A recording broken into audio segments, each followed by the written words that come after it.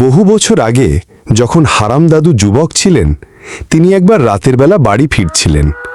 পথে ছিল একটা পুরনো বটগাছ, যার নিচে গ্রামের লোকেরা কখনো রাতে যেত না। গুজব ছিল সেখানে একটা প্রেতাত্মা থাকে, যে পথিকদের পথ ভুলিয়ে দেয়। হারাম দাদু অবশ্য এসব গুজবে বিশ্বাস করতেন না। তিনি ভাবলেন, এইসব বুড়িদের গল্প, আমি তো ভয় পাই না। রাত তখন গভীর, চাঁদের আলো মিটমিট করছে। বটগাছের কাছে পৌঁছতেই হঠাৎ একটা ঠান্ডা হাওয়া বইল। হারাম দাদুর মনে হলো কেউ যেন তার পিছু নিয়েছে। পেছন ফেলে তাকালেন, কিন্তু কেউ নেই। তিনি হাঁটতে থাকলেন, কিন্তু পায়ের শব্দ ছাড়াও আরেকটা শব্দ শুনতে পেলেন, যেন কেউ তার সঙ্গে হাঁটছে।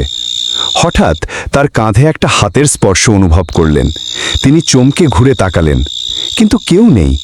তবে বটগাছের ডালে একটা ছায়ার মতো কিছু দেখলেন, যেন একটা মেয়ের আকৃতি। হারাম দাদু সাহসী মানুষ ছিলেন। তিনি চেঁচিয়ে বললেন, কে তুমি? আমাকে ভয় দেখাতে এসেছ?